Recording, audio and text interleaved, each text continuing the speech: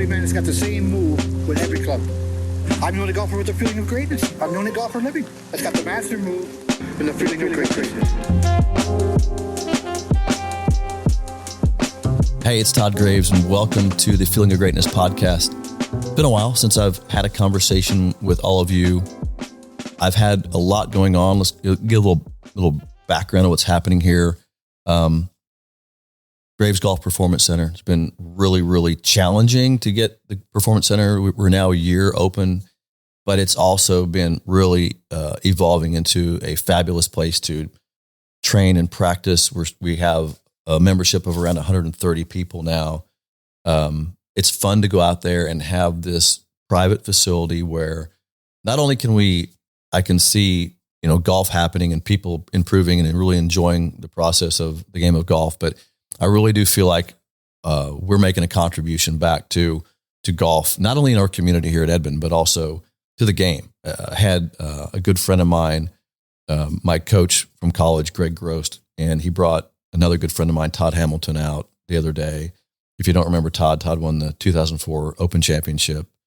So he came out and I toured them around the property and just really had a great conversation with them about what it means to give back to the game. Both Todd and Greg now are giving a lot back to the game.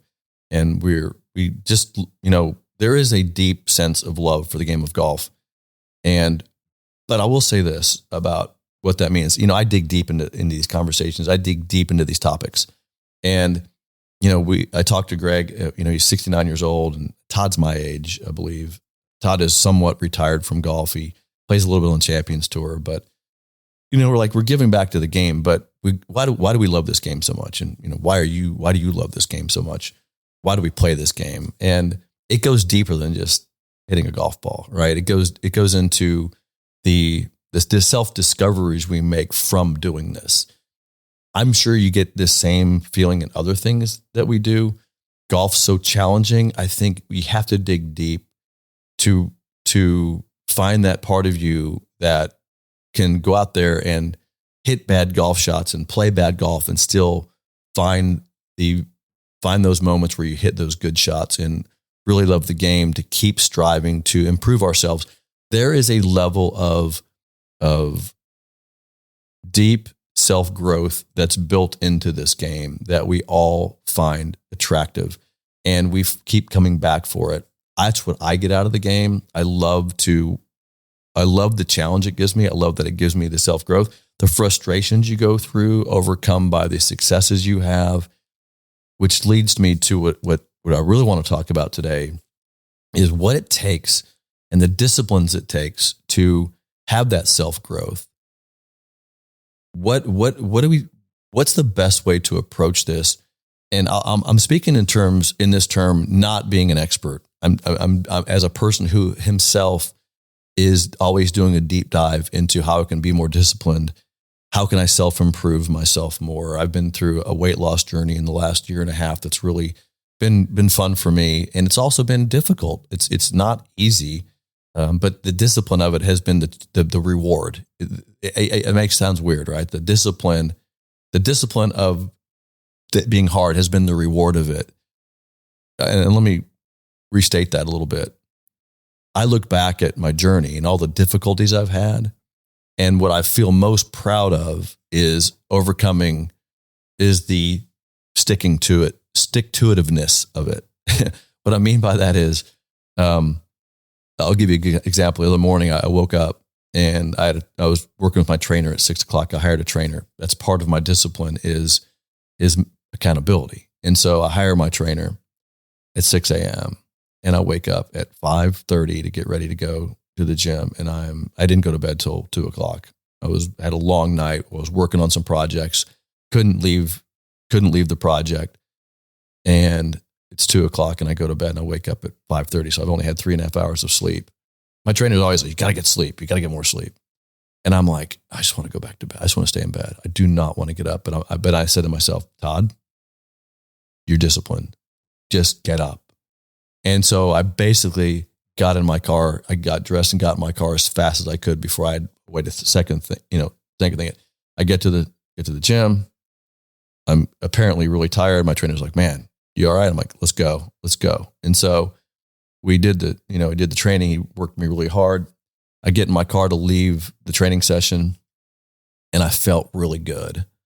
I was super tired. I was beat up because the training session was hard, but I felt so good that I pushed myself to take that step and not let my mind and my tiredness defeat the discipline that I have committed to, which is keep staying in shape. So that discipline, the disciplines that ends up being the thing I get most rewarded from. So the question becomes, what are the disciplines in our life? And we need to have these disciplines. One, discipline about our relationships, disciplines about how we practice the game of golf, disciplines about how we stay in shape, disciplines about how we manage money. Whatever those disciplines are, they're probably scattered across each aspect of our lives. And if you want to ask a question, it might be, what are you avoiding the most in your life? That's the discipline you probably should add to your life. Like, what are you avoiding?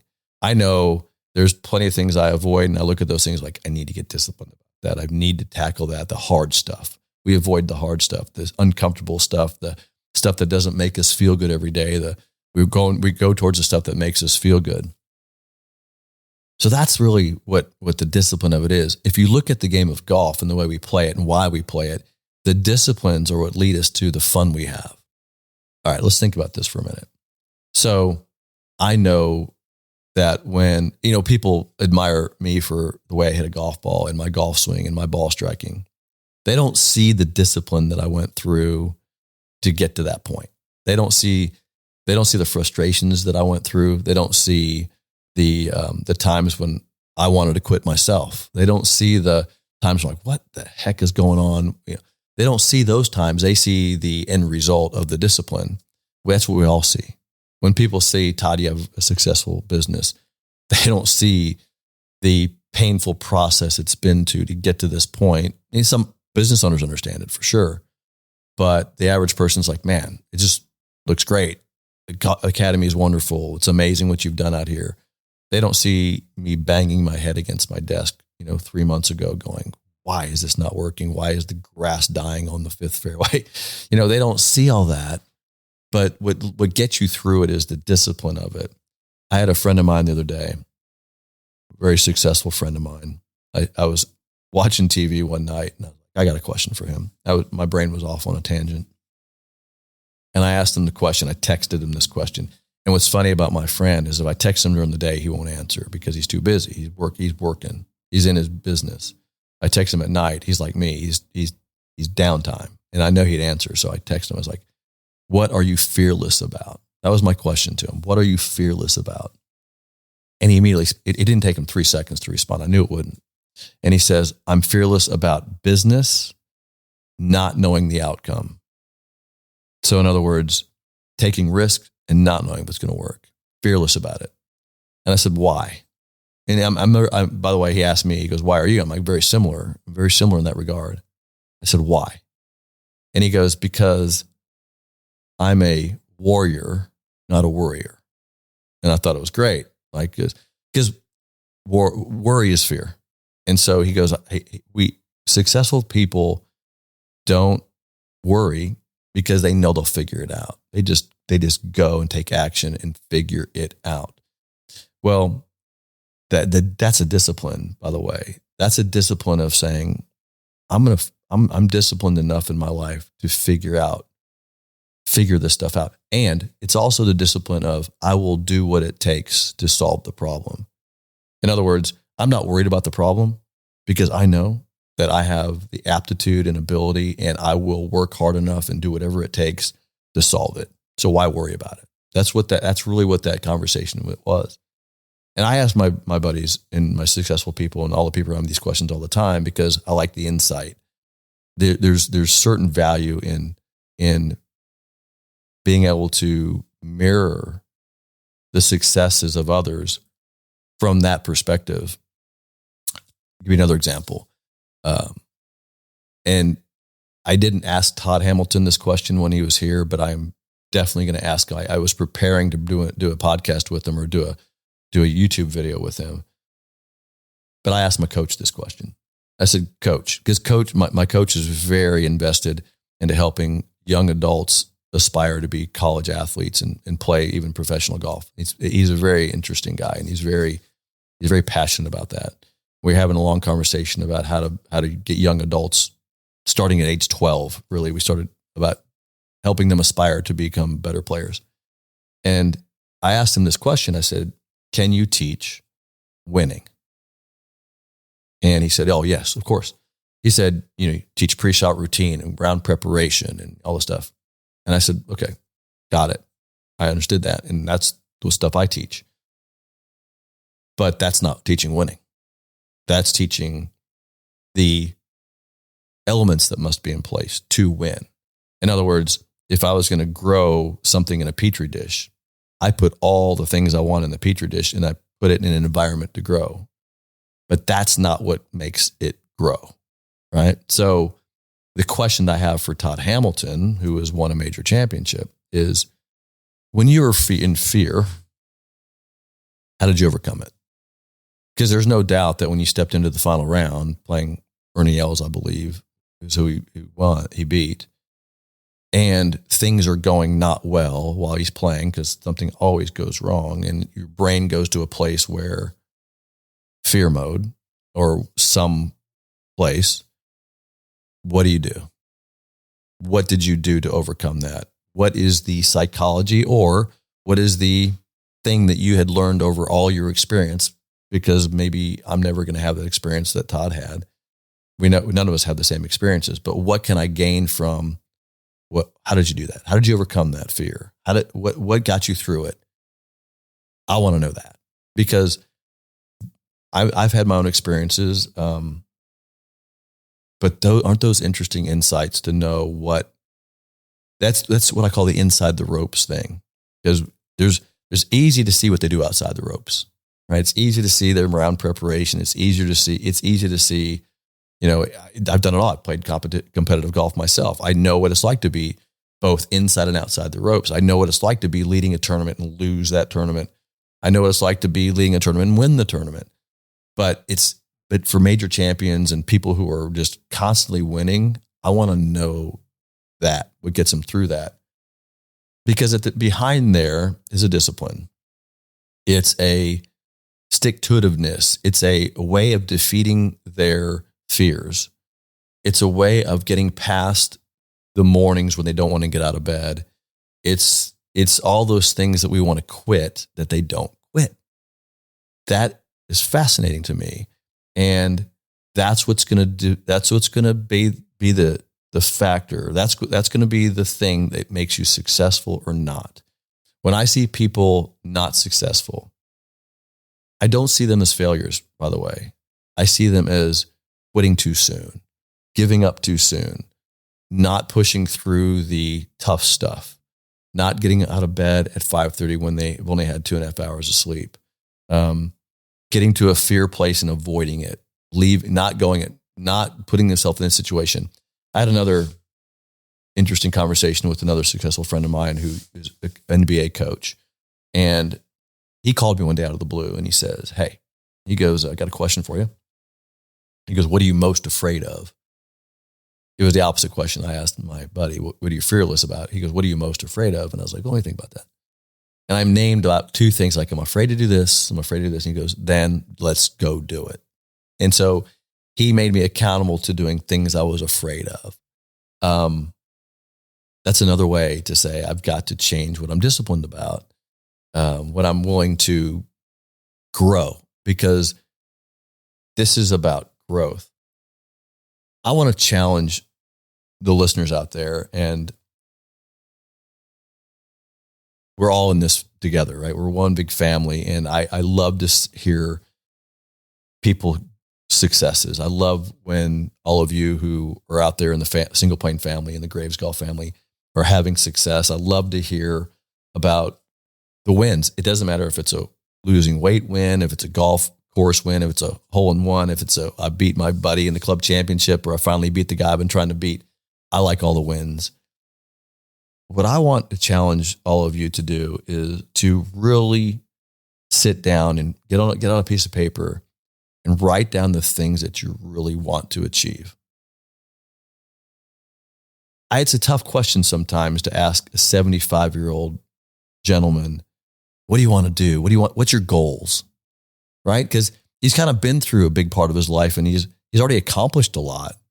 He's built a business, he's built a family, he's been successful, he's made money, he's had a career, all those things that a 75-year-old usually has been through, right? And so it's like, dude, don't give up now. What are your goals now? Let's go. And, okay, the clock's ticking, whatever. We can all be in better shape. We can all be healthier. We can all be better at golf. We can all be better in better relationships. We can all improve something. This is what I want to challenge you with. And then once you say, man, I really, really want to see this happen in my life, I really want to accomplish this, then what disciplines must be in place? Which are what changes? What are you afraid of? What are you afraid that you're going to have to get up earlier? That you're going to have to go meet somebody, that you have to travel, right? You have to make a road trip to Graves Golf to work on your game. What's the discipline that needs to be there? And I speak to you in this podcast. I speak to you in many ways. I speak to you just frankly. When I do these podcasts, like I told my team, I don't know what I'm going to say on these podcasts. I just want to tell you my honest opinions about things. I think my biggest, let me just give you my perspective on it. And then we can go to the other side of this. There is nothing I won't do to learn something new. I spend more of my hard-earned money educating myself on things. Sometimes nothing more than to get the education. If I see a seminar that interests me, I buy it and I go. I want to keep learning. I feel like when my mind gets to a spot where I think I know it all, I'm in trouble. This vast landscape of our world is changing every day. Information is coming at us, but I know that I want to learn things that are going to help me invest in myself, become a better version of myself. Only way I can do that is to learn and discipline myself to being a constant learner.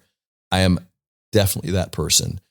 I'm investigating things all the time. I'm learning things all the time. I want to challenge that as you as well, is to keep in that mode of learning, keep striving to get better, keep looking at what you're not disciplined about, keep looking at what you're fearful about, and start tackling those things. What are you afraid of? Tackle that. What do you need more discipline with? Tackle that. Let's go for that. And watch how this makes life so much more exciting and so much more fun. And here's the biggest value and benefit of all this, in my opinion. Again, it's just me speaking off from my perspective. People I get to meet, the relationship I get to build. I get to meet people and know people and share stories with people. That is the best part of all this. Kelly Slater. I had a conversation with Kelly. I don't know if you know Kelly is a famous surfer. I've connected with Kelly over the years. Never really spent much time with him. Was on a Zoom call with him the other day. Just said, hey, let's hop on a Zoom. Let's chat about some stuff. And then I asked Kelly, I said, what made you so great? Why do you think you were so great at surfing or at your profession? And he said, Todd,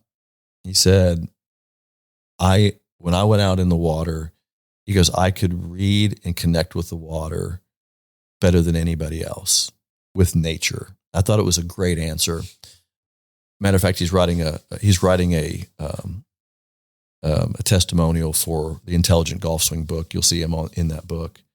I thought it was great because we were digging deep into his success, right? And I love hearing that from successful people because I can learn from that. You can learn from that. How there's a connection to their craft. It was a passion he had that he connected with, that passion that made him successful. Was he fearful? Absolutely. Was he? But he overcame that, right? And so I love these conversations, and I'm so grateful that I get to meet people like Kelly and get around Todd Hamiltons and the successful people. But you know what that comes from? It comes from my incredible quest for more knowledge and information about this, because I don't know everything. I don't know anything, really, to be honest with you. I'm just on the search and I'm trying to discipline myself more. I'm trying to become better at who I am. I'm trying to connect with more people to help them become better than they currently are, to better themselves. We're all in this together. That's what I love about what I do. Thank you for joining me on the Feeling of Greatness podcast. I like these conversations. If you would like more conversations like this, I want you to join the Feeling of Greatness podcast. But also, we have another podcast which dives more deeply into becoming an intelligent golfer. It's more golf specific, golf related. It's The Intelligent Golfer, which is based on my book that's coming out soon, theintelligentgolfswing.com. Don't forget to get a copy of that book where I deep dive into the single point swing and how the golf swing is already inside of you. Thanks for joining me on the Feeling Greatness podcast. Catch you on the next one.